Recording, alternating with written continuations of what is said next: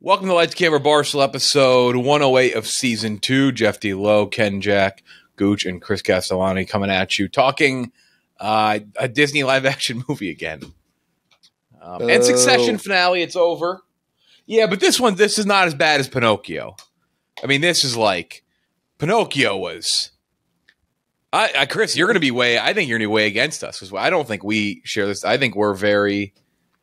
I think we might be far on the spectrum there, but it's better than Pinocchio. I mean, so am I. Pinocchio was. Come on, man. Come on. Pinocchio was very. Pinocchio was very fucking bad, though. Jeez.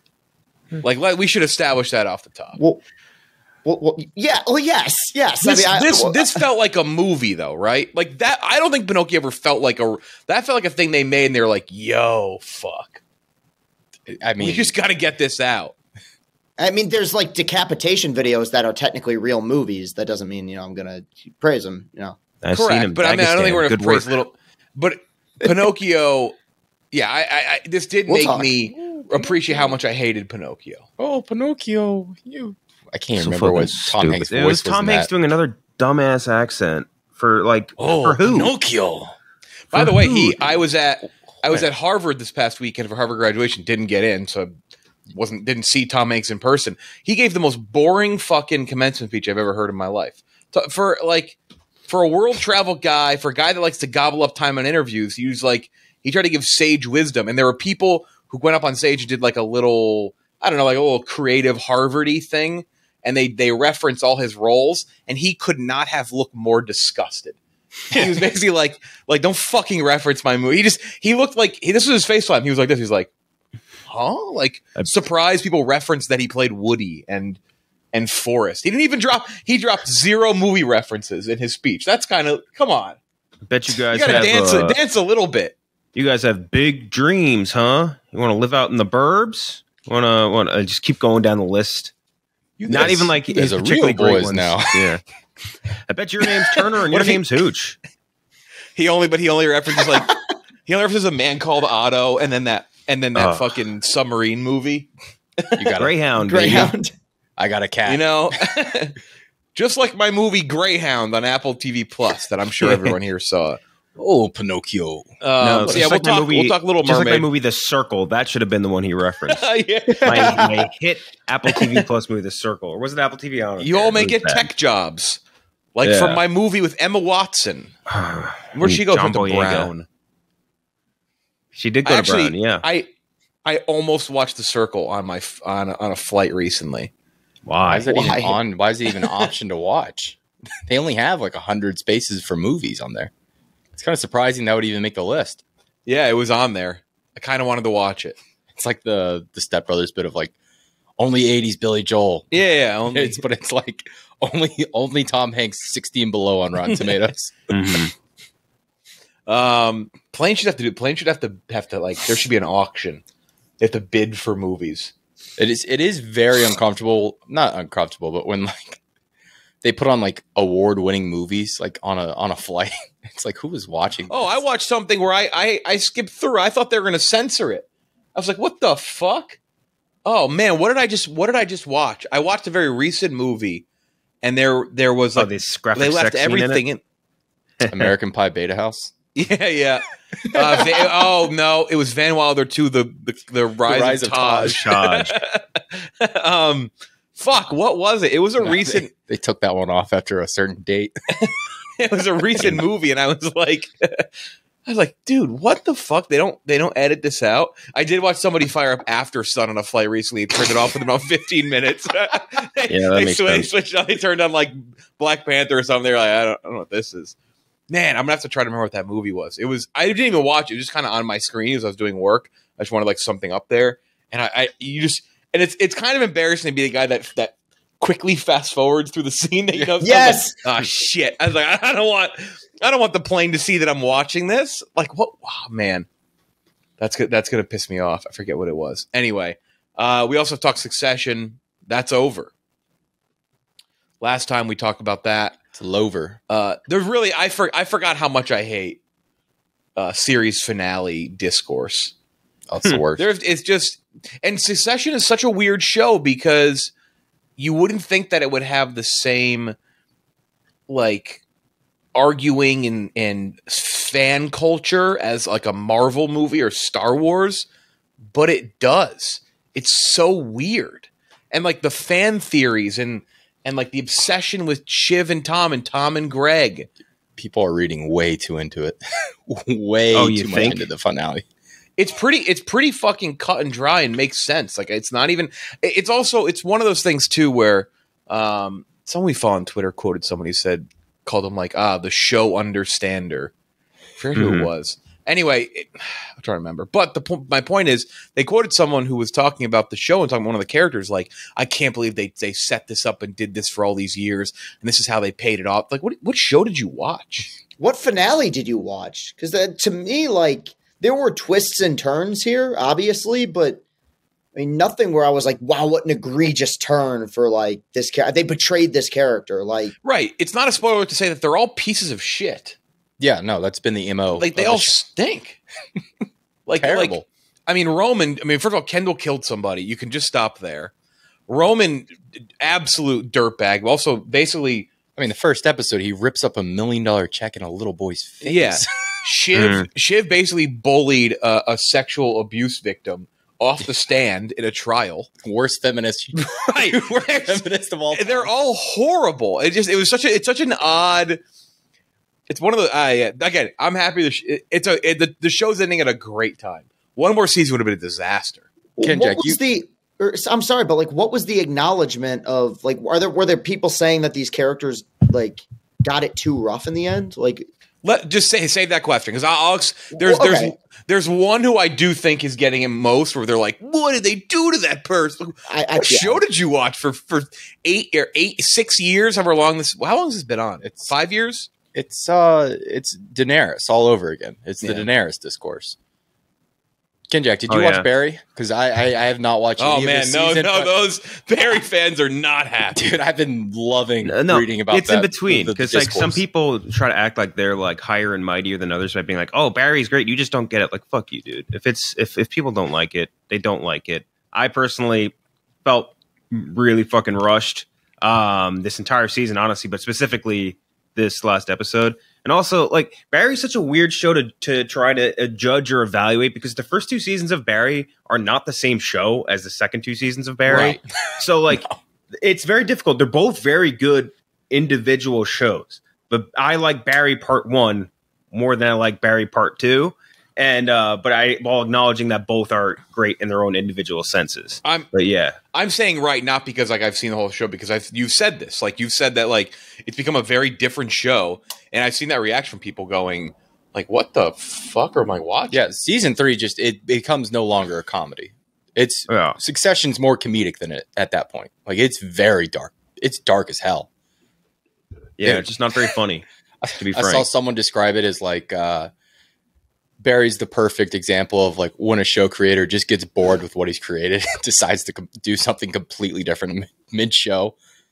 Which again, it's weird because the stuff that they do in the later 2 seasons, super dark, but like some of it's very cool. Like a lot of really cool, interesting ideas, cool camera shit, like all stuff like that. That's very interesting. It's just I almost wish that Bill Hader, who directed a ton of this last season, just like did that with something else. You know what I mean? Like it's just weird because.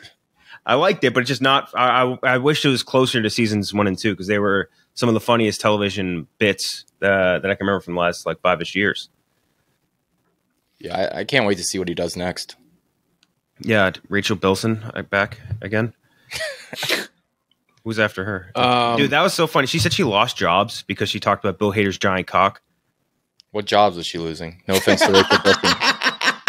I would love to see her like evidence of it, like a fucking showrunner's like, sorry, I was going to cast you, but then you talked about Bill Hader's big fat cock, and now I can't cast you anymore. Why? It was just because different kind of job. Yeah. Well, the last thing I saw her in was like season 3 of Chuck, which came out in exactly 2011.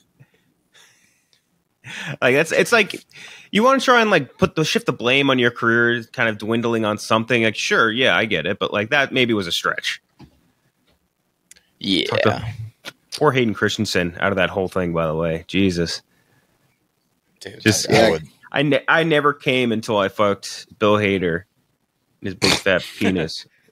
because of Hayden Christensen and his tiny balls. He's Bale Bader's by all accounts like a very shy, like reserved person too. So I'm sure it's always the shy, lanky ones you got to watch out for. Freaks got hammer cocks. Yeah. Tell me about it. This episode took me a minute to find it. Sorry, like Berlin. Couldn't find the ad here on our website. Hey, I'm Bill Hader. I've got a massive cock. He would never say. He would never admit it. And it was a terrible. Just impression. Kidding. This ad can contain R-rated content, by the way. If you want to drop another cock reference in here. All right. ZocDoc. It's how you find doctors in love in ZocDoc. places. ZocDoc's great, by the way.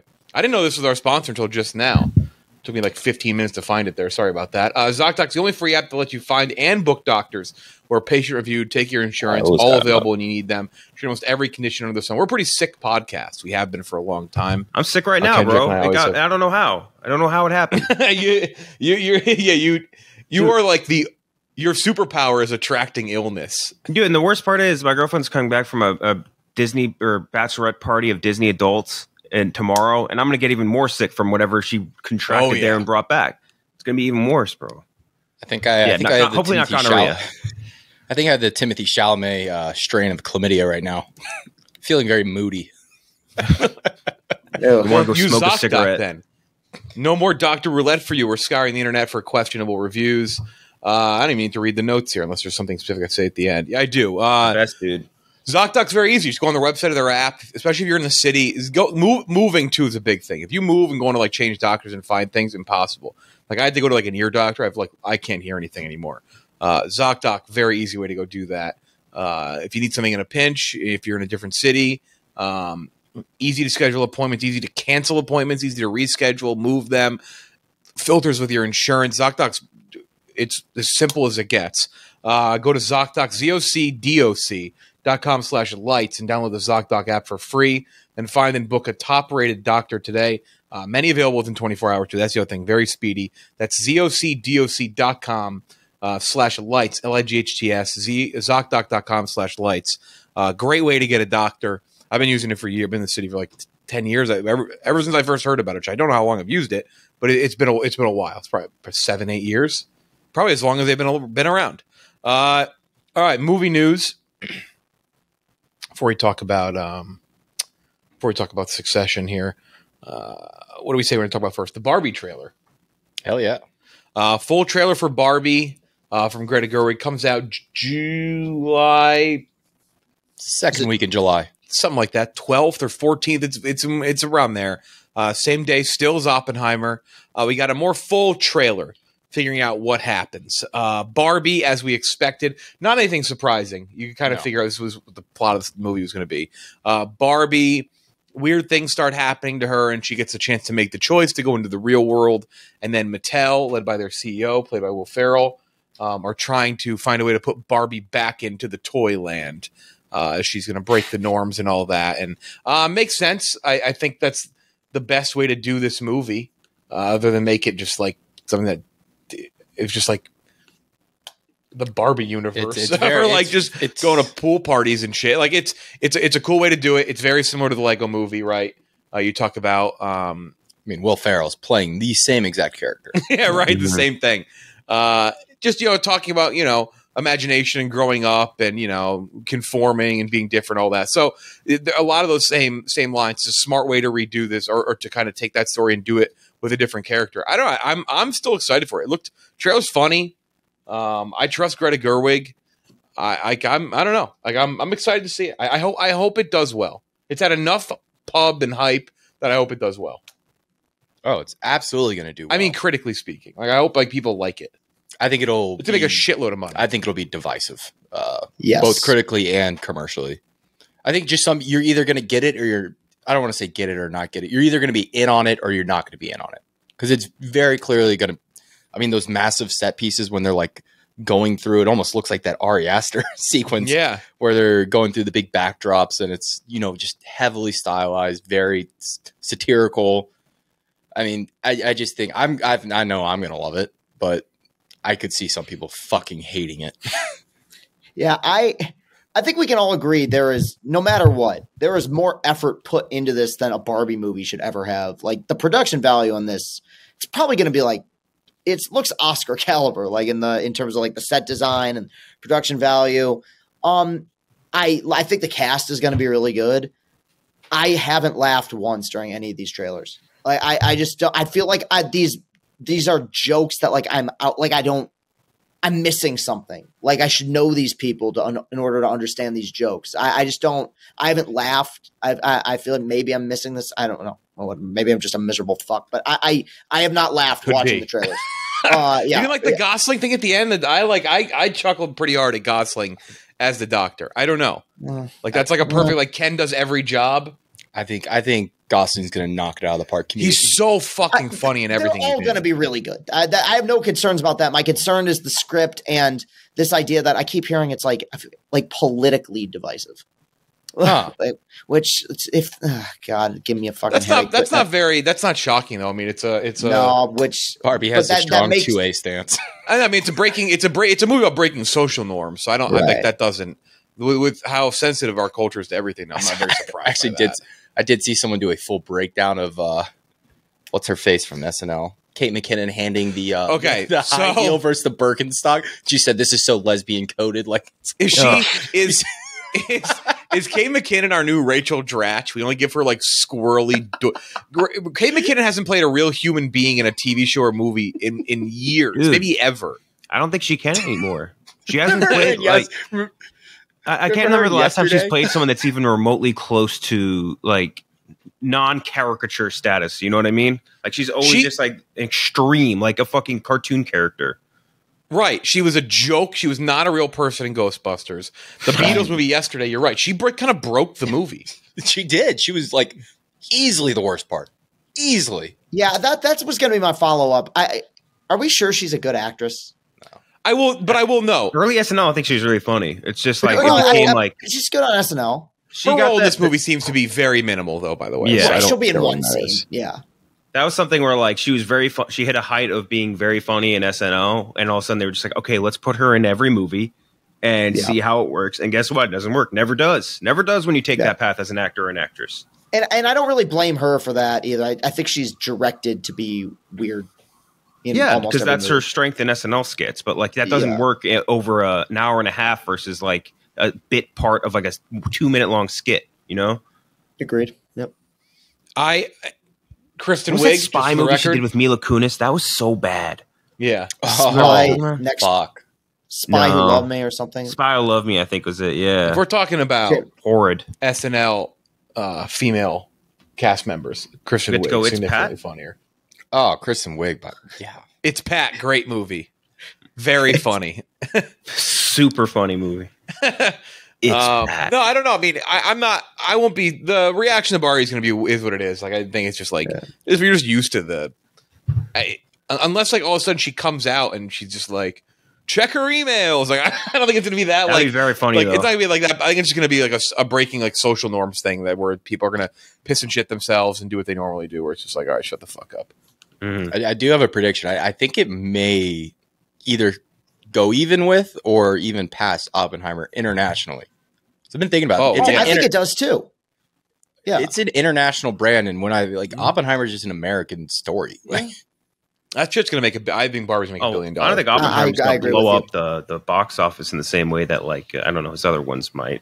If that makes sense. That was also speaking of Oppenheimer. I was at the person I was with, the graduate at Harvard, their house was where JFK lived and Oppenheimer. And then it's like 5 photos down. It's BJ Novak.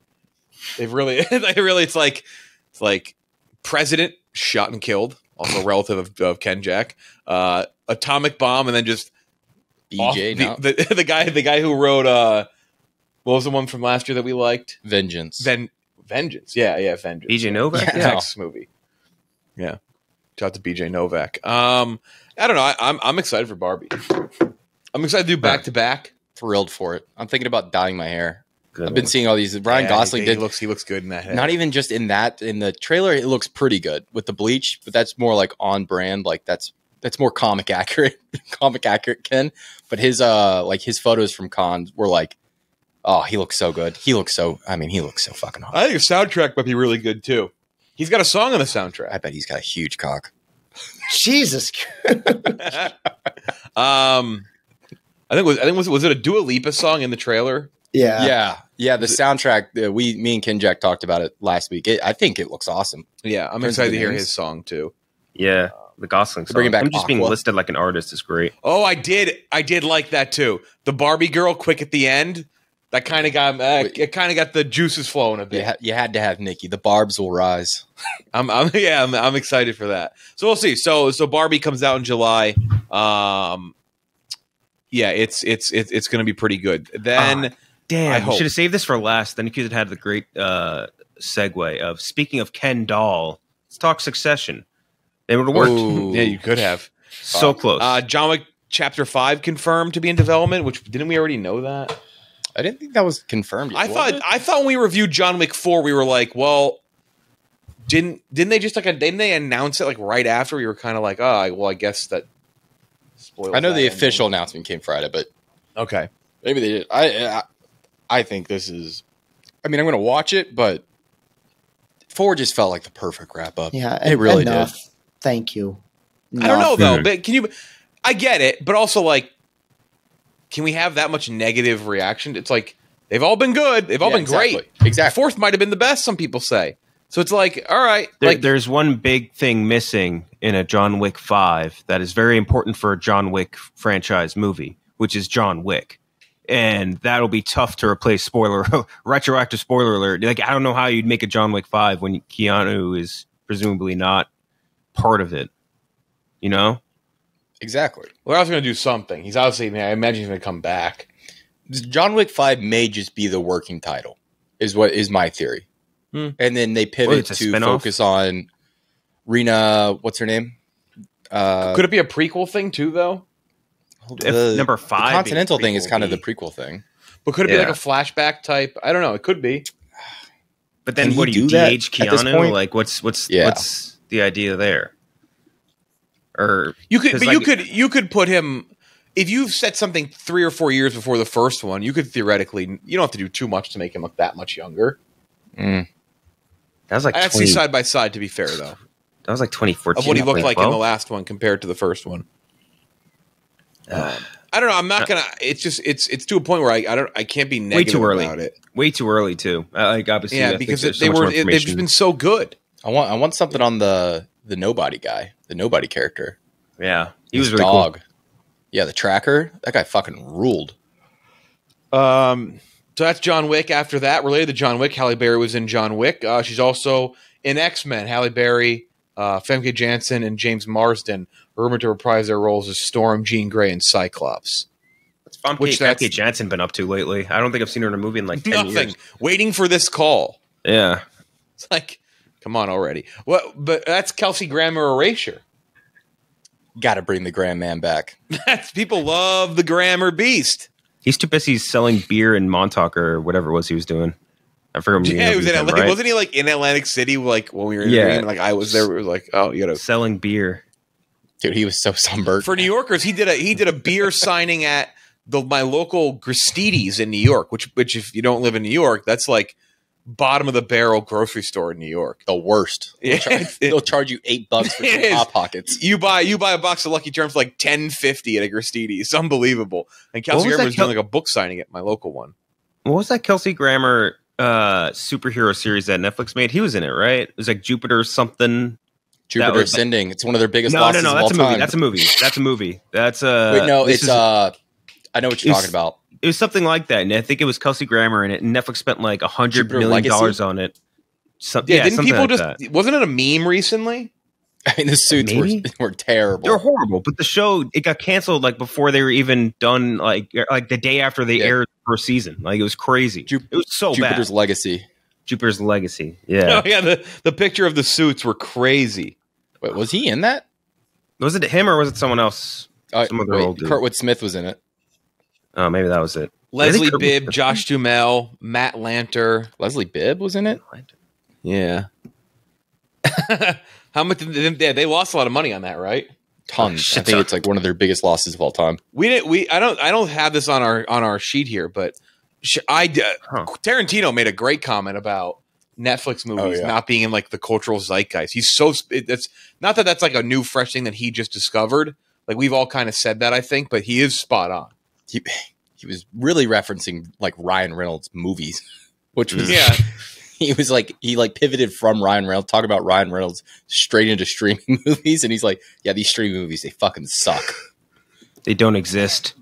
They really don't, though. Like, he's right? Like, if you talk about like the cultural landscape of cinema, would you consider Six Underground to be a part of that? Yeah, but I mean, if you were to have him in a room with Scorsese, like if you have in a room Scorsese watching, would he tell Scorsese, "Hey, The Irishman didn't exist"? Like, I don't know. Like, I would say like 95% don't. Are they any less cinema than what was the fucking Joe Coy Easter Sunday shit? Like, I mean, yeah. Is it any less cinema than that? Like, would but I kind of get it. Story is that The Irishman and Roma are weird though, because like they did get limited theater releases, right? Yeah, like I kind of there's like this. It's that weird lane of just like rubber stamped like action odd movies or comedies. Like what was the hold on. What is the movie? Fuck with that stupid fucking character from Stranger Things that you hated, Ken Jack. An action Barb? movie? No, like a comedy. It was like a high school comedy, like Sarah Burgess Sucks or something. It was like Sarah Burgess Sucks Ass was the name of the show or something like that. Yeah, those are like the kissing booth movies, and like I get it. I get what he's saying. You're right though, Chris. You're not that wrong. Like it's not that much of like the Joe Coy movie Easter Sunday, but there is like a weird because even a movie we're about to talk about, like Little Mermaid is like it's not great by any stretch. Even if you loved it, like I don't know, you can say it's like that's amazing, but like there's still like a feel to that is so different than something like a Six Underground. Mm-hmm. Yeah, or even just their other live action remakes that they've dropped onto streaming. Like it's just significantly more of an experience than what was the last Peter Pan and Wendy or the lights are. Holy shit, the lights in here are insane. The lights in here just go It's on. so annoying, dude. It's like there's ghouls in here. It's all business. Pete is watching us. He is the eye in the sky. But yeah, everyone's supernatural. Yeah, The Little Mermaid has like a way more like of a just cinematic feel and experience to it than Peter Pan and Wendy. I do kind of get it though, because like where normally it'd be like TV over here and movies over here, there is a weird kind of section that's close to movies, but it's like stuff that people go, huh? Like that exists? Like that's a thing? It's the $60 million budget movie. They've just relocated all those movies onto streaming. Mm-hmm. Yeah, it's odd. It's odd. But he made that comment, and you're right. He did kind of roast Ryan Reynolds there. I mean, like you could almost say the same thing. Like Fast X is an experience movie, but like that's one where if that dropped on streaming, we would be saying the same thing about it in the same route of like a Six Underground or something like that. Kandahar. There's a movie that doesn't exist that's in theaters. Which one? Kandahar. Gerard Butler. Martin Scorsese says he has met with the Pope and will be making a movie about Jesus. I've responded to the Pope's appeal to artists in the only way I know how by imagining and writing a screenplay for a film about Jesus. Marty, you are my favorite director. He make a movie about the Jesus. Famous he is Italian very Pope. much Argentinian, I think. Famous Italian Pope. He lives in Italy. We always do that with popes, though. We always give them Italian accents when we do the impression. Yeah, and the last ones was like Polish, German, or Italian, Argentinian, I guess. So, but yeah, Marty, like when I think about this, I'll say one thing about Scorsese. Silence is one of his most underrated movies. I fucking love Silence. Very underappreciated. And that's a Christianity movie for whatever that's worth. Right, and that was an underappreciated movie. Who's in that? Liam Neeson and Andrew Garfield. Yeah. Was Adam Driver in that movie? Yeah, Adam Driver. He is for like a little bit. Yeah. Yeah, it's a really I'm watching the trailer for The Idol right now. Making a movie about Jesus. I mean, he directed Last Temptation of Christ as well. He's done plenty of religious movies. The Roman guards push open the tomb on the third day. They see no Jesus. Rolling Stone starts to play. By the way, I don't know who remembers it, but do you remember the reaction to when Passion of the Christ came out? No, I was too young. People were like freaked out. Young. People were losing their fucking minds. Yeah, they were passionate. Yes, they were not pleased. I got I the don't know if Celtics that's stream Marty's on next. right now. I just got a great. Who would you cast as Jesus? What ad just popped up? Can you see this? Best manga nice. game. What does it say? Best manga game. What is a manga game? Celtics on a very legal stream, by the way, very legal. There's a TNT ad actually. Legal? How legal? Like online slot machines legal? Yeah, slots. That guy that pops it. No, now it's the dude. It's like this. It's what is it? It's the black dude behind the counter, and he's like throwing shit in a blender. Right? Yes, he throws it. If you, I mean, whatever. I tried to watch Guardians the other day, and I got that. I pay a lot of money to see movies. I also quite frequently when I will run them back illegally. Whatever. I paid for it once. But if you have illegally watched the movie, there is a guy always. He's the dude. Oh, that fucking guy. Okay, Yeah, I know what you're that talking guy, about yeah. now. Yes. He's like throwing slots, poker, gambling into a blender. Right, there's an inconsistency with what's going in there. Like, yes. it'll be like imaginary things, and it's like real coins, and then it's just, it's and then it's it like so goes stupid. off and money just comes out. And like it's not even for a site or anything. Like it's just like a vague commercial with no brand or anything or like place to go. Right. No, yeah. It's always at the beginning, and then every now and then, and like a lot of times if I have this up, like I'll be doing other work too. Like it's maybe it's an older movie or maybe it's something new that I've gone and seen and I kind of want to rewatch it before we go do a pod about it. Sometimes the slot noise will pop up in the middle of the movie and scare the shit out of you too. Yeah. You're a really quiet, emotional scene, and then it's just slot machine noise with that guy. Oh, and there's always cheering. There's a you find it? There's a full like crowd audience that cheers for him. Yeah. Wait, where did it go? Shit, I just had it. All right, hold on. I get pulled up because there's no way they're gonna fucking copyright strike us. Yeah, we got taken out because of them. You're shitting me. I can't believe I found it. I just for some reason I assumed this would never be anywhere. Oh, just moved my headphones over. One sec.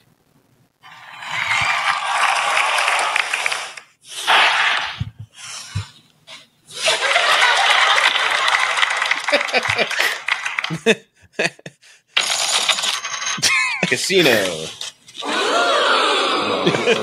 Poker? Yeah! Okay. Slots. That's right. He blends it. He blends it with the top off. Yes. So all the money flies out. Yeah. If you've watched a movie illegally, you've definitely seen it. Fuck. That's too good. That's news. So the lights in the studio are not supposed to be hot. They're not supposed to emit heat, I don't believe. But they're so cranked up to another level, they definitely are emitting heat. I think they're melting the plastic. Yeah. Me and Gooch had a very funny moment because the last pod we recorded, the hardware just shit out. Like after 22 minutes, we recorded an hour and a half. Hardware shits out after the 20-minute mark. And one of our tech guys, we'll remain nameless. And he comes up, he's like, "Yeah, don't worry about it, guys. It's not your fault. You don't have to feel bad." And we're like, "Yeah, we know we don't have to feel bad. This was not us. This is your guys' fault. This is a hardware problem." If you're watching on YouTube, my side of the room is so much brighter than yours. Yeah. I live in the darkness. I'm a creature of the night. All right, so Succession. Do not listen to this if you don't want it spoiled. The series is over. 4 seasons. 10 episodes this season. Great season.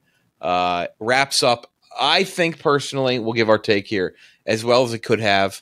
I like the way it ended. I think it makes complete sense. I like that they didn't over-explain things. It leaves some things open for you at the end to kind of, whereas, Roman seems happy. Roman seems relieved, honestly. He's like, Jesus fucking Christ, thank God that's over.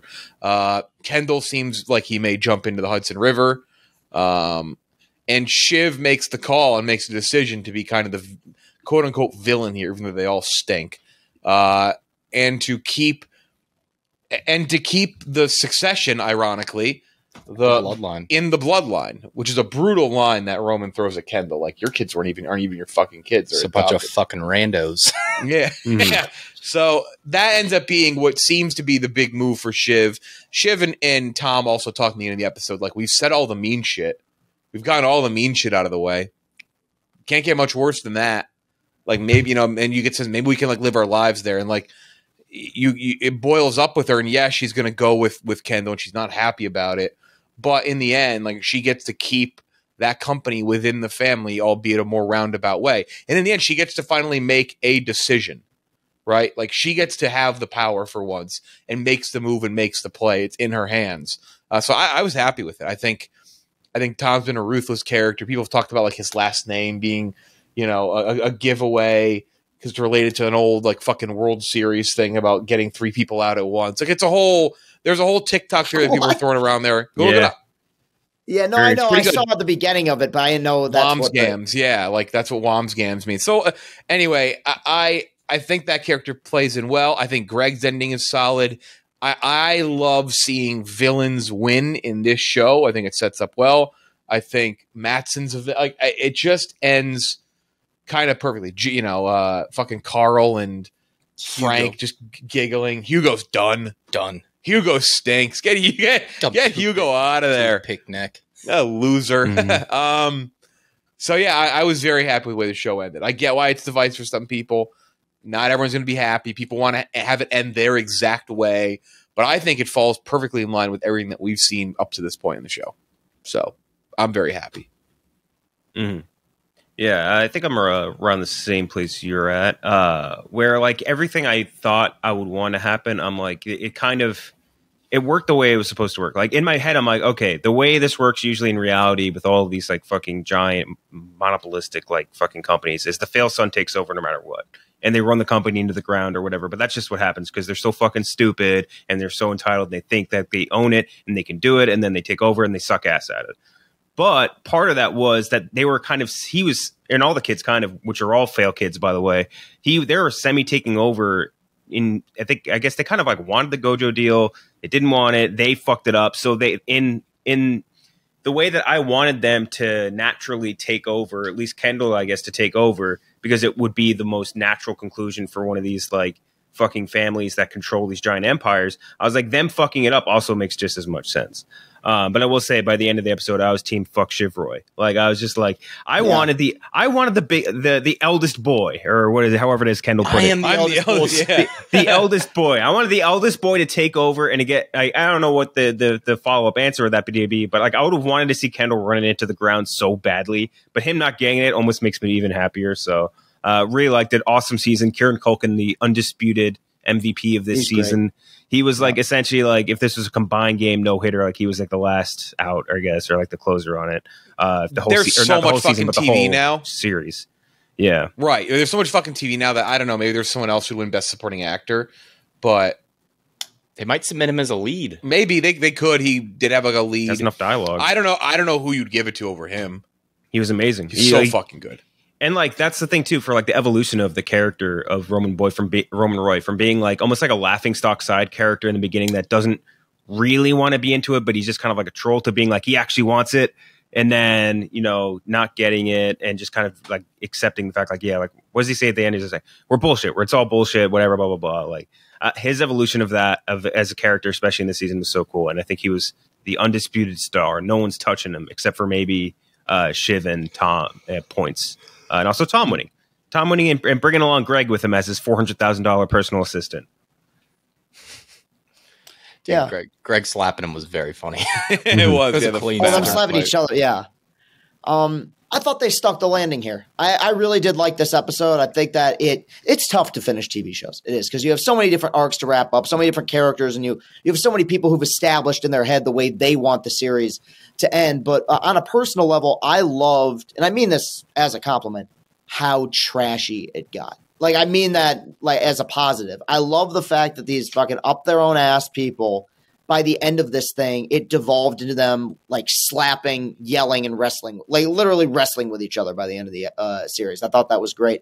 And it did everything in a way that I thought was simple, but yet made sense for all the characters. And I think, like any great series finale should do. I think it leaves you maybe not wanting more, but I think it's going to be one of those finales people are going to be discussing for a long time of, did this character get fucked over? Did this character do the right thing? People kind of choosing sides. I think that ultimately is going to make this series endure longer than we may think. So yeah, I was intrigued from beginning to end. No complaints about the length. And yeah, I'm with you.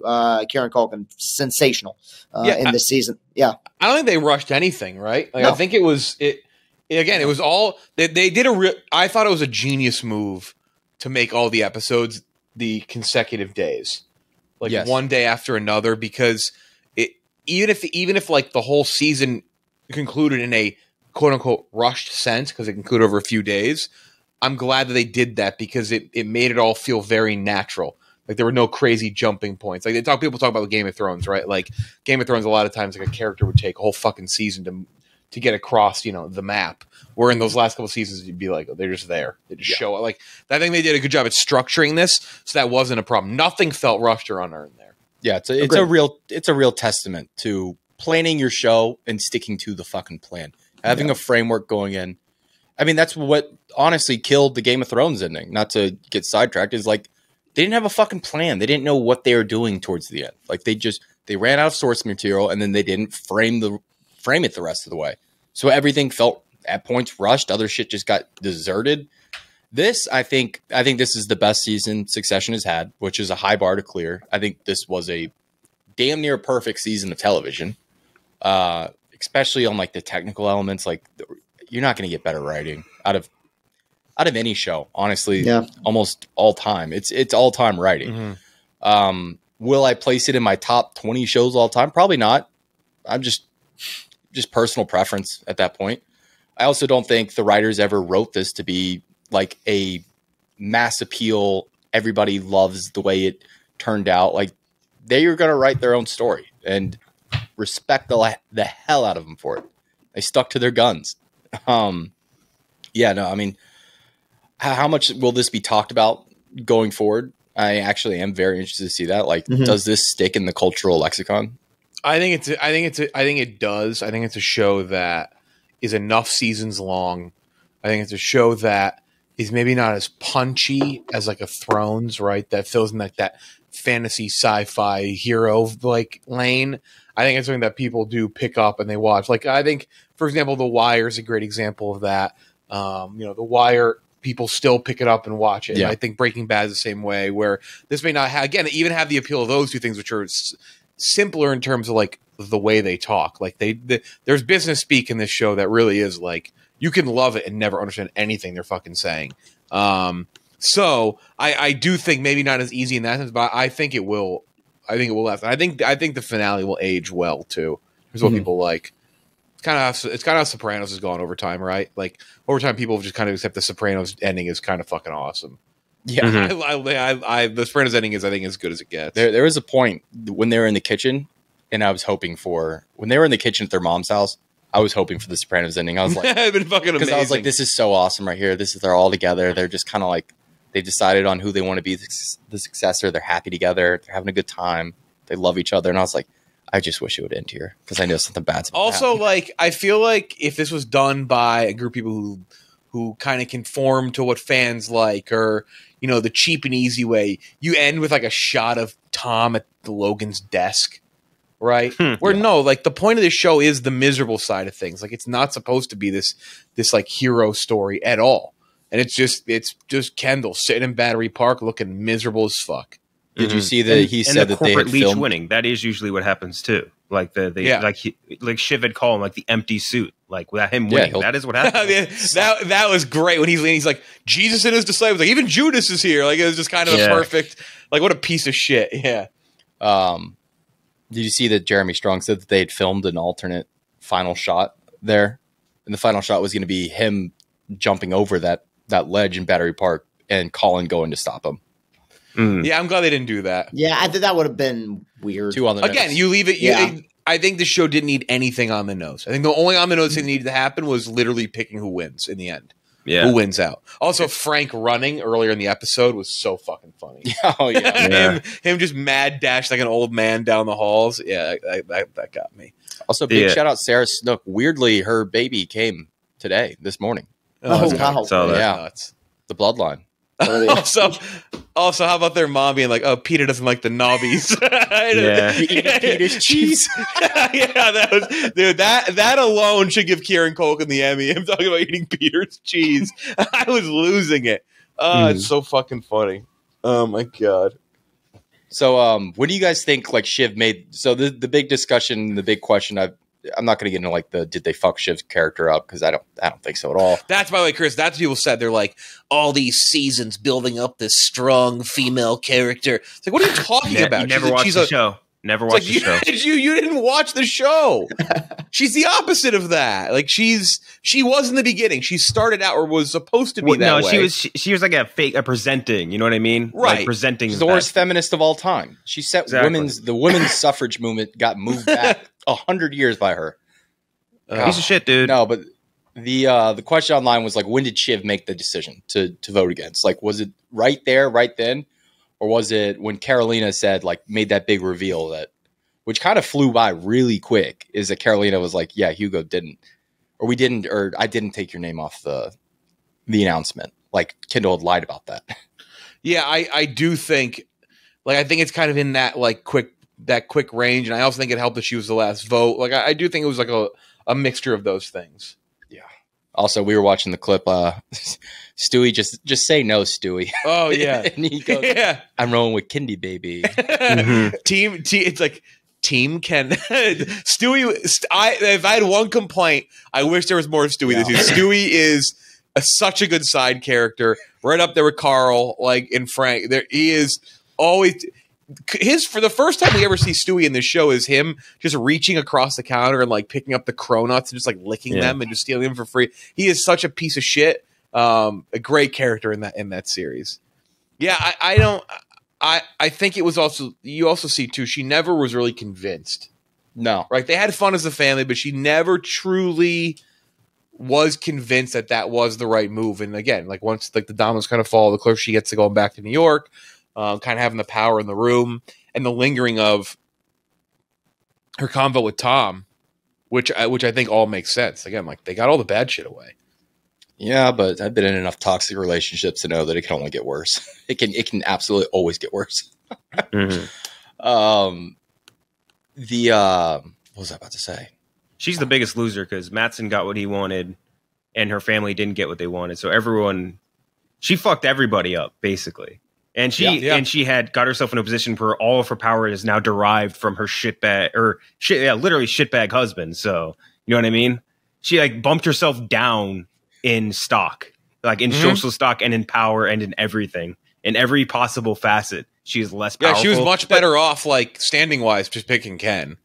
Even then, like she was kind of fucked either way. But like every move she makes, she was still screwed. Which is the same with basically most of them. Like if Kendall took over, he would have fucked it up. If Roman took over, it would have all fucked up. Like it wouldn't have mattered anyway. But again, her one upper hand now, though, she does have the bloodline. Yeah, people saying the bloodline. This is not a fucking monarchy. This is a publicly traded company. Yeah, but you can. But it's easier position if it's like if they would have brought back the fucking Vaulters, the Vaulter guy. Kendall's illegitimate. I'm glad we got the reveal that Kendall. What a terrible dad, by the way. Just an all-time, bad dad. In like episode 5, I didn't want to bring it up when we did our discussion, or episode 6, somewhere in that range, on the election night when we see his kids, his daughter. I didn't want to bring it up, but that daughter was a completely different race than him. She always has been. Maybe I just never noticed, but I was like, finally, it's explained that this is just not his daughter. Wow. His daughter has always been. I thought it was just like a casting thing. Like, and his son looks different than the daughter too. Like I don't think they were adopted. I always thought she was adopted. Iverson.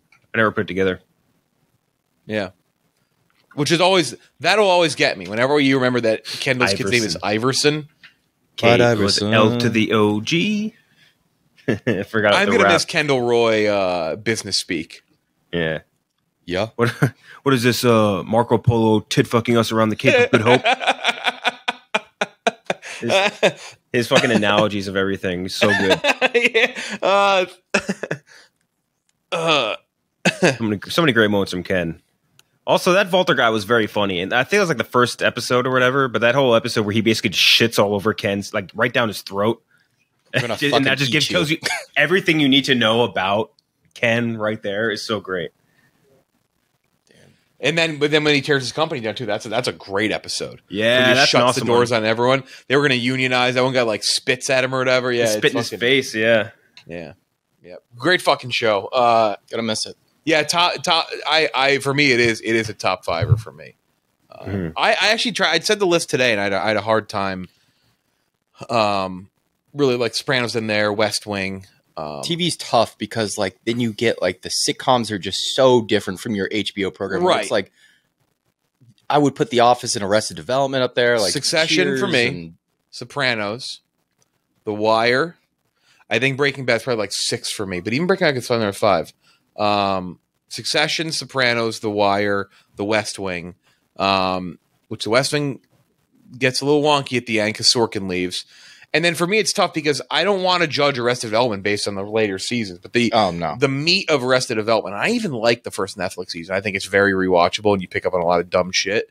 But like the meat of Arrested Development is as good as it gets. But I think I had to put Veep. Veep never missed a beat. So good. Veep was never lost Veep, any consistency, really. That I will say that might be the craziest thing. Like I hope we really like. I think people do appreciate Veep, but I hope it's something that we look back on years from and go, how the fuck did they go that many seasons and it was never not fun? Great ending too. Yeah, Tom Hanks. Yeah, that's right. The funeral is so many great scenes in Veep. It's. I mean, I always reference the shit and clits. No, well, I was about to say the Arrested Development when they say get the C word out of here. I think that's fucking. Yeah. But I do think I've been eating so much pussy. I'm shitting clits. It is the hardest. It's the hardest. I think. There's two. It's between that and Arrested Development because actually it's not the C word thing. I didn't understand it at the time. I was too young. Mrs. Featherbottom when Tobias falls off the balcony. I shan't be telling your mother about this. Yeah, that gets me every fucking time. I think one of the best and the ones that was easiest to understand at that time, and also one that was like in Arrested Development was a kind of like a precursor for the type of humor that became more popular later. Was the dead pigeon in the bag? You know what I mean? Like that was a great example of humor that maybe in 2002 or whatever wasn't mega popular, but like that was the style of comedy for the next like I feel like 10 years. Him walking into the door with one of the animals in his coat. He's like, I don't need a bag. And he walks the door swings open rather than swings the other way, and he just slams into it. He's like, your refund policy. Will Arnett is so good in that. Holy shit. Yeah. Oh, did you know Portia de Rossi's Australian? We were looking this up the other day, me and Gooch. Did you know that? Yeah, I knew she was not from the United States, yeah. But her accent is American. Like she bred out her Australian accent. So like her regular voice just sounds American now. Also married to Ellen DeGeneres. Yeah. Noted good girl. Succession, by the way, speaking of accents, is another one where I wish more people knew how not American Tom and Shiv are. Yeah. Very not. I mean, Matthew McFadden is so British. Yeah. I mean, he's in the fucking Pride and Prejudice. Pride and Prejudice, man. You can't get more British than that. And think about how British his character is in Frost Nixon. He plays the most like Beatles cover band British person of all time. Last King, he plays one of the kings of England. Like it's crazy. Anyway, that's Succession. I hope people liked it. Can't wait to start talking about The Idol, baby. Yeah, no, we're doing the White House plumbers now. I still haven't started it. I actually I rewatched Invincible this last weekend. Still so goddamn good. Those last 2 episodes are some of my favorites. I was glad I caught up on that. Dude, yeah. I promise it only gets better. Like it gets so fucking good coming up. Like so good. So that is Succession. Let's talk Little Mermaid. The remake of the 1990 in 89. 89. Yeah, it's the first one. It's the first Disney Renaissance movie, right? I almost said 92. That'd have been I think so. A solid 4 years. 1989 animated movie. Obviously incredible pub and hype and critical acclaim. This one directed by Rob Marshall, who has directed some good things and some weird things. He directed Chicago in 2002, did Memoirs of a Geisha. Since then did one of the weird Parts of the Caribbean sequels. I really like Memoirs of a Geisha, not for any particular reason, but I was always a fan. And then Into the Woods, which was a fairly large letdown. Also made James Corden more relevant. Yeah, fuck him for that. If you don't like James Corden, he made Mary Poppins Return, which really wasn't. Mary Poppins Return was fine. Like I think it was a fun movie in some spots. You know what? It was really good outside of the fucking Lin-Manuel Miranda. BMX Lin-Manuel Miranda was the worst part chimney of that sweepers, movie. and I excuse it, and I just don't. I just wipe away the Meryl Streep stuff. Oh, I thought you were going to say the Dick Van Dyke. Oh, that was so bad. I forgot about Meryl Streep in that movie. They're like, oh, let's bring in Meryl. Yeah, otherwise, Emily Blunt was so good in that. Really, she was very charming. This though is interesting. My biggest issue with this movie is the land to sea stuff.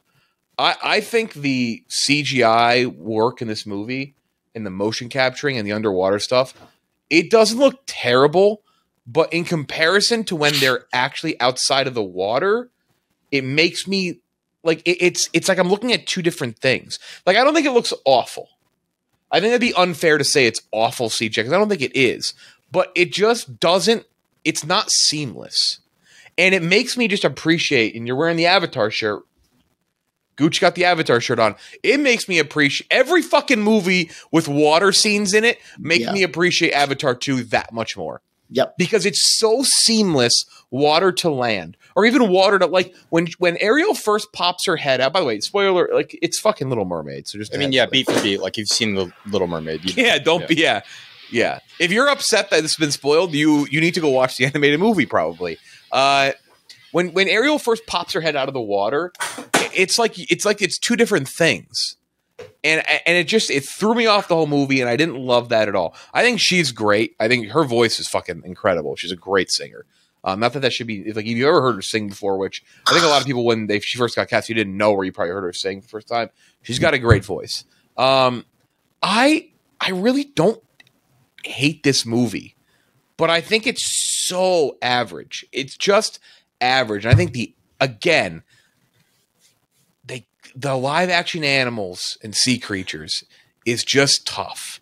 It just doesn't work. And I'm not sure there's any way to do it unless they just wipe the slate clean and say, also they're running out of movies anyway. What do we have left? Hunchback of Notre Dame, baby. Oh wait, no, they did make Quasi with the broken lizard. I forgot. You know what the funny part is? Like the ones they haven't done, I think would work. Like fucking Atlantis and Treasure Island. Like those Moana work.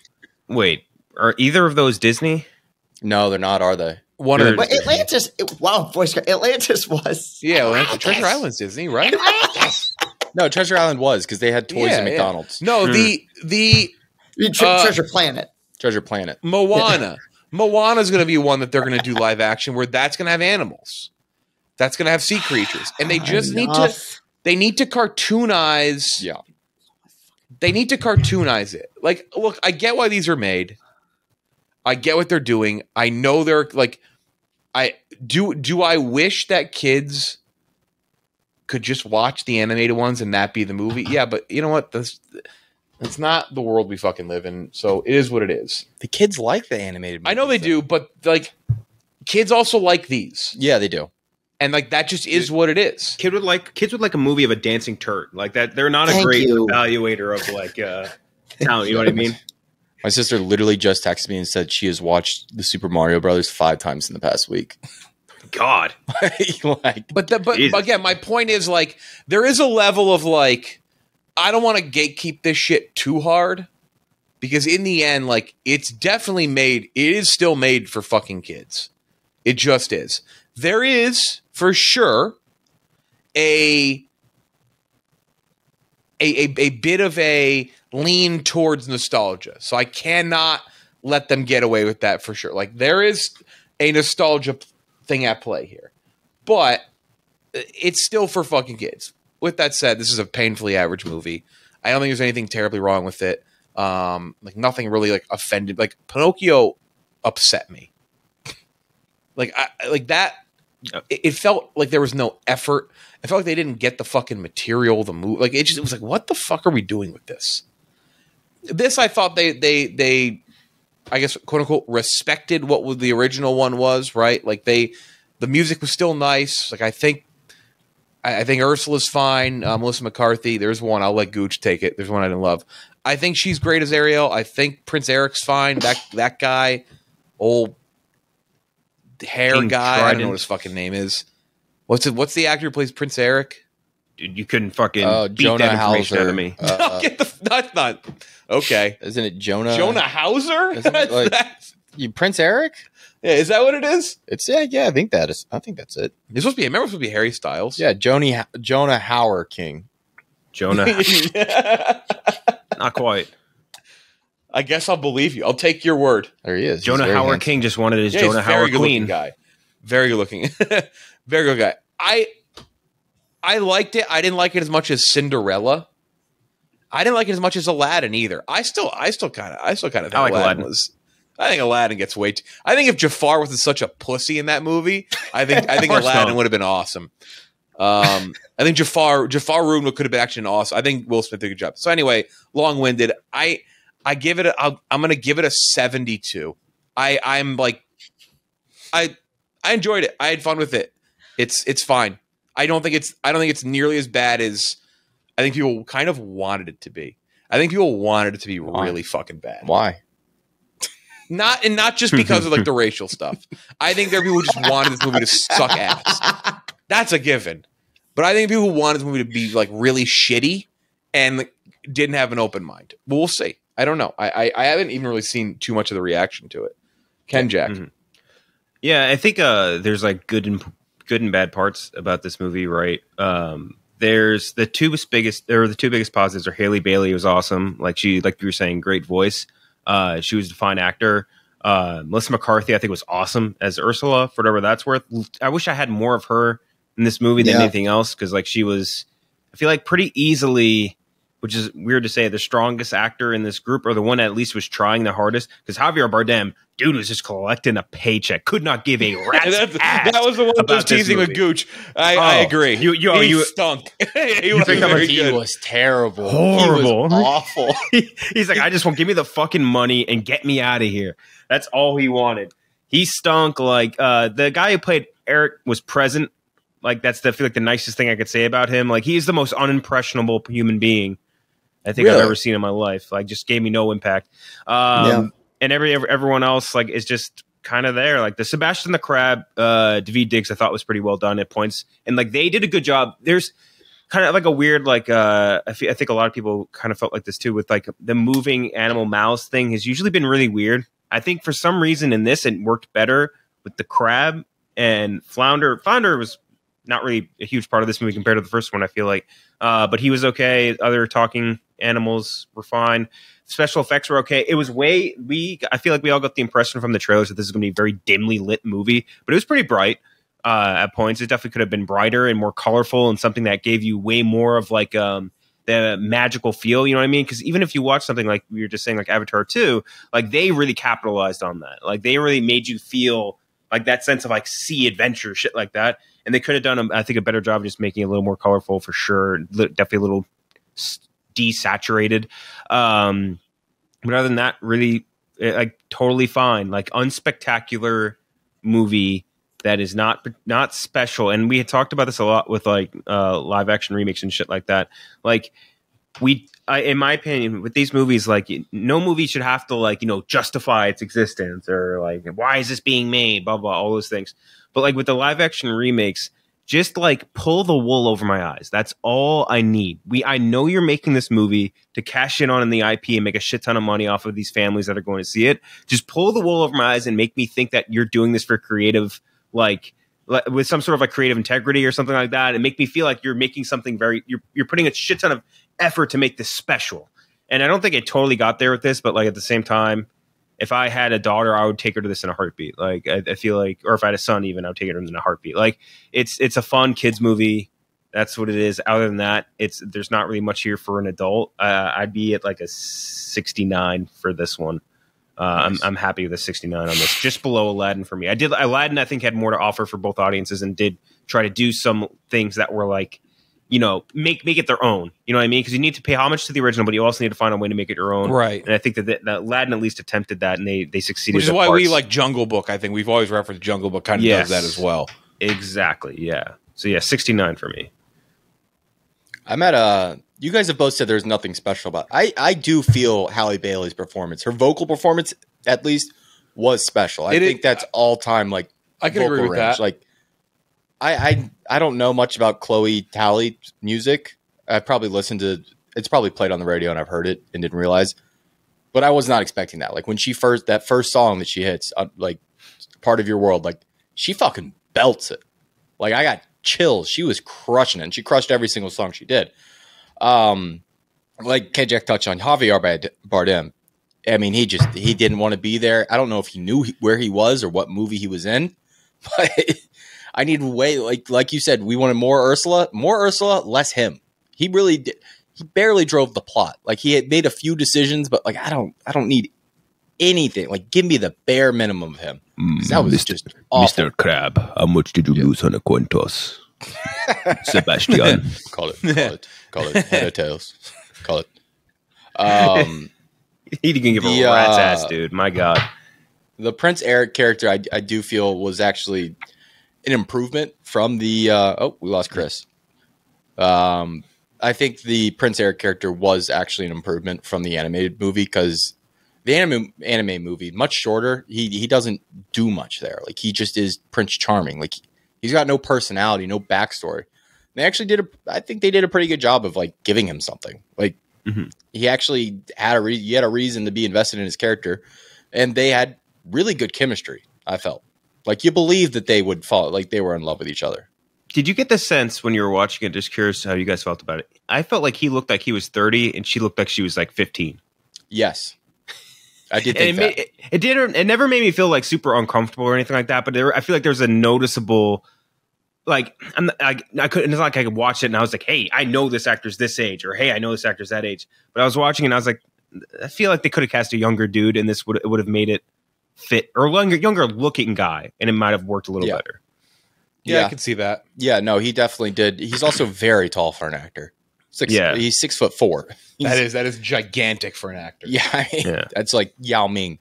So yeah, I think there's a few great things and then the bad things. I think it looked pretty bad underwater at points. There were some effects that were, I don't know if you noticed this. It was like there was 2D animation at points. Like it was like Mary Poppins, where really I did not. There were a few parts where it was like that's just 2D animation right there. Like some of the fish, and then when they're in the canoe, like the little streams of water going over their head was just 2D animation. Doesn't look great.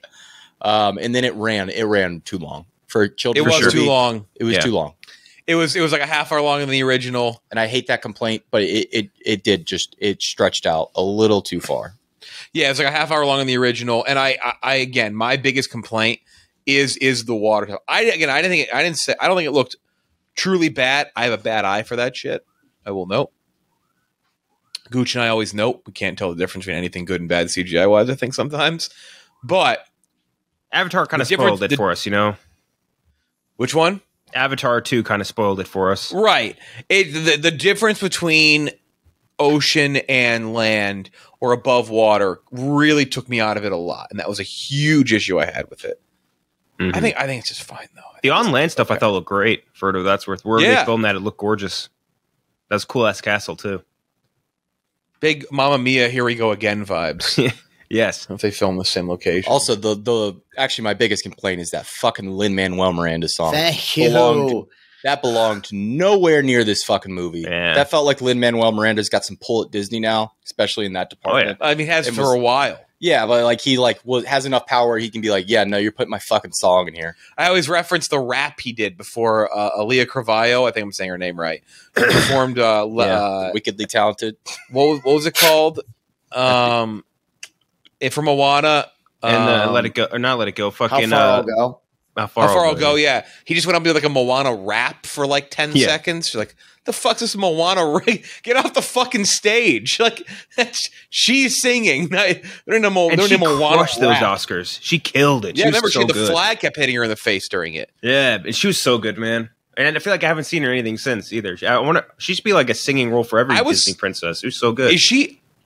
I was surprised they didn't cast her in as the live action Moana. Nope. I just saw that. I think she said she didn't want to or something. I might be misquoting. Yeah, I didn't see why. I have no idea. So great voice though. Chris, you do seem to hate this movie. I hate this so much. Like, just so much. I agree with you, Jeff, when you say that we often overuse the phrase unnecessary when describing movies, because I think anything can be necessary or unnecessary depending on how good or bad it is. There is zero reason for this movie to exist, and there's zero creative spark. It is baffling to me why it is so difficult to make these remakes good. It's extreme. What's up? Sorry, my dozen. I was like, I got clips up from the dust, and they're just going off. Go ahead. Okay, it's baffling to me. Well, why it's so difficult. And Ken Jack, I mean, I can't express to you how much I disagree with the idea of this being brightly lit, and it's brighter than the trailers. That I was relatively speaking. Okay, yes. Because it's the thing I can't stand about these remakes is you take all the personality and color and just suck it out of the film. Like, it's like everything that made the original charming and neat is erased here. And man, I'm sorry. Look, it is for kids, okay? And of course, kids will enjoy this. And really, what am I going to do? If I can yell at the guy? No. I mean, if you want to enjoy this as a child, enjoy it. But I really think they continue. If they're going to continue making these aimed at children, which is fine, why is it over 2 hours? There is so much. We said that as you were jumping back on. It is too long. It is absurd to me how long it is. So I mean, it's because it's so like carbon copy of the original, with not even a fresh coat of paint, just like more of a wet fart. I don't even know what to rate it. Like, yes, Haley Bailey is a wonderful singer, and Melissa McCarthy is good when she's in this, though I feel like she's barely in this. But this is like amateur hour to me, man. I'm glad you said that. I did like. I think we mentioned her. I did like Melissa McCarthy. I thought that was like a. We just had. Oh my god! This light just got so bright in our eyes. Maybe it's Disney's controlling the lights. I'm glad you did say that though. About I did think Melissa McCarthy was fine, but you're right. I thought she'd be in it more based on how long it was. I thought we were going to get more Ursula. Like, I thought that was going to be the addition there. It wasn't. Yeah, you guys are trying to defend it, and a lot of people are. Just the animation and the CG to me is so fucking creepy and just weird looking and uncomfortable. I don't like feeling icky while I'm watching a children's movie. Like, and that's like just the way the CG is put together. It's just, yeah, of course, like Avatar spoiled us, but like, then credit to James Cameron. He pumps a shit ton of money into his films until they look really good. I kind of wish these movies would do more of that, because it's so baffling to me that a company like Disney that has infinite money continues to put out these live action remakes that don't look good. Mulan looked fucking awful. And that's the most bizarre part to me, is how cheap all this looks. Yeah, I do think this was like brighter at least than like Lion King. I think it was at least a little more colorful than that, which was an improvement, because I do think from the trailers they did something late in the game. Clearly, yeah, they color corrected for sure. They very clearly did, which that happens quite a bit in trailers. They clearly changed a bit, because I think it was trending towards being worse than Lion King in that sense. Because Lion King, outside of the grub scene, had no color. Yeah. Zero. And even that, I mean, the grubs were the most colorful. Kids wanted to eat the grubs watching that fucking movie. Yeah, dude. That was delicious looking. I always say it, but that's what do you call it? Or like, to me, Boston cream donuts. Like, I can't eat them because it reminds me of the Lion King bugs. Yeah. Like, that's what it feels like eating to me in my brain. The problem is, though, Chris, like you say, if they keep doing these, but we mentioned like they've done them already. So it's like, it's not like, hey, they've done 2, there's 50 left. What have they not done out of the big ones? Hunchback, and they're going to do Hercules. Dude, right, Hercules, and that's a movie that needs to be bright. That movie should be. I don't know. They'll end up doing them all. They'll end up doing Princess and the Frog.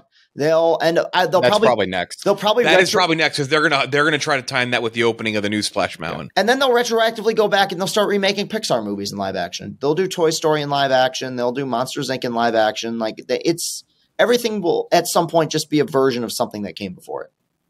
I think maybe the answer for Disney moving forward is to stop attempting to make these movies look lifelike, and instead just let people be artistic with it. Yes. You know what I mean? Like, find their own ways to make it look different. Don't try to make it look photorealistic to real life. Yeah. You know what I mean? Because like that's never, even if they like were able to run this through the same fucking $1 trillion Avatar machine or whatever, like it would make it incrementally better. Like just go let artists be artists, go crazy, make it in their own sense. Like a great example, I guess, would be what like Spider-Man did, like which we're all pumped up to see. Like the Phil Lord, Chris Miller Spider-Man, like they found a different medium to make it go to present you this sort of storyline, and that's what made all the difference in that case. So I don't know. I think that's the answer for them, but obviously they're too far gone. They need to finish basically doing this through the entire fucking catalog. Remember when there was like they'd have those reels or TikToks, or even like it might even before fucking TikTok really blew up again after it was like changed musically. But remember when Lion King came out and people did like the more cartoony version? Yeah. They would dubbed over. That is where they like if Lion King had a little more color and they were more cartoony looking, we would be talking about that movie in a much different. Yeah, and I still of all of them don't hate that one. Like I do think that's the one it's the one they touch the least. Yeah, which is both good and bad. I think there's a lot of weak parts to it, but there's at least some. Maybe it's just the Timon and Pumbaa stuff. Some of the charm still intact, but it is a bizarre movie to get through. I think the issue with Lion King maybe is the disappointment that came with that. The voices attached to that not they getting hyped to it do up too much. Mm-hmm. Well, it's hard not to hype it up. It's like fucking Beyonce. It's like here's Beyonce and fucking Childish Gambino and like all these incredible voice actors doing voice work, which maybe for some of them was pretty rare, and like that should have been something that they maybe made something more special out of, and it just kind of wasn't. Well, there is another one coming out with Barry Jenkins, right. Though. That makes me a little bit Barry more. Jenkins, who just like crazy. Who's doing the soundtrack on that? I don't know. What music do you like? Is Biscuit? Because like the big thing that these movies have going for them is they have that Alan Menken background where it's like that spine, like where it's just you got these incredible songs that are just like if you put the right voice cast in place, it's really hard to fuck up. It is truly hard to put out a catastrophe when you have like these just iconic soundtracks to work with. Yeah, I mean it's hard. It is very tough, but not all of them have that. You know, like for example, you were just talking about Hunchback of Notre Dame. Like they don't like what's the iconic song from that? You know what I mean? Well, I think Hellfire is like the best Disney villain song. But yeah, I think you're alone in this dais of thinking that. I believe live action Tarzan. Is that going to come? Was that Gaston the one with having the song titled after him and him talking about eating a 20 dozen eggs? That's the best Disney villain song. It basically a song that just hypes him up for being the ultimate bad boy. You're right. It's silver medal. Yeah. Was the Skarsgård Tarzan movie Disney, or is that just like a public domain? No, that was a public domain thing because it was not. It was like Universal or something did that. Yeah, so Tarzan's another one. Phil Collins songs. Hercules got some Michael Bolton in there. Those are, and then Hercules. Yeah, dude, that's gonna be a tough. Like, did they? I don't trust any of it anymore. I will say, I don't trust it to be beyond just average. Officially for Meg in that, I think. Right. Like Ariana Grande, I know that'd be a great cast. Be a great pick. She did played Meg in when they did like the Hercules, like you remember over COVID they did those like reimaginings. Yeah. She was Meg in that and was awesome and everyone liked it. And she's always wanted to be her. I thought that they had tapped her for sure, but I don't know. I feel like it's tough with actual musicians because of like the tour dates and all that shit. Wasn't she rumored early for this? For Little Mermaid? Ariana Grande might have been a fan casting. Maybe that's what I misheard you there. Yeah, I don't. Harry Styles was supposed to play Eric. Mm-hmm. He wanted to do darker movies. Ironically, this would have been like one of his better movies. That's compared to Don't Worry, Darling. The fucking policeman. And then next week, Spider-Man Across. We're actually seeing Spider-Man Across Spider-Verse tomorrow night. That's right. That's next week. Yeah, June 2nd. They got to stop dropping clips online. I've stopped clicking. I haven't seen any. Yeah, I haven't watched anything on purpose.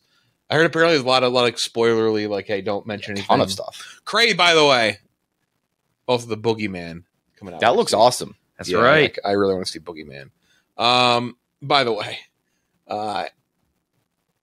careful, but there's a lot of Flash spoilers for cameos. There are some wild things that happen in that fucking movie. Mm-hmm. Like jaw-dropping. And I don't even mean like, oh, X is in the movie, like that person's in it. No, like I was like, that they're doing that. Yeah. Okay. Crazy. So I'm very excited for Flash for many reasons. People seem to like it though. Yeah. You know what I watched last week? This is actually just pivoting completely away from the Flash. I watched Platonic on Apple TV. Very funny. If anybody's, I've got a new watch. Better than Ghosted? Way better than Ghosted. Wow. I laughed Low bar. one time. So yeah, What's the best movie we've seen this year? John Wick 4 for me. I like Creed 3. Really like Sisu? Blackberry. Also really liked You Hurt My Feelings. I saw that the other day. It was awesome. Speaking of Stewie from Succession, he has a very funny role in that. What would be your highest rated? Spoke about him. What'd you guys rate Sisu? What'd you guys rate that? I still haven't Sisu's seen very Sisu. high for me. It's in the 90s. I would have John Wick 4 ahead of it, but Yeah, I would. Wick 4. Sisu's fucking really good, man. yeah.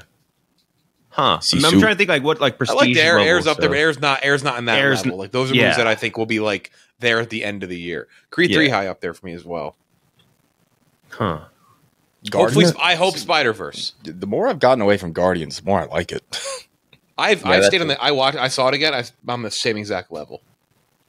Liked it. I liked it quite a bit, but like I really liked it. But I still think the end is like a little too. Are you sure you want this to end? Like at the end, I always wanted like Drax all of a sudden. Like James Gunn is moving on to the DC. It's like it just felt very. I hope so. I hope we walk out of Spider-Verse tomorrow, and it's the best movie we've seen this year, though. I do too, but I've set my expectations that it won't be as good as the first because the first is so fucking good. It's like First is for one of the top 3 anime movies ever made for me, so it's a very hard Top comic book movies ever made. Yeah. Yeah, it's a hard bar to clear. I'm really hoping for a good soundtrack. I think that's one of the more underrated. parts of the Sunflower was first so is- good in that. I hope there's a Post Malone Spider-Man. I mean, all the Yeah. songs on that soundtrack I really enjoyed. The Amine song, very good. So that's next week. That's it. Ken, Jack, Chris, Gooch. I'm Jeff D. Little. Talk to you next time.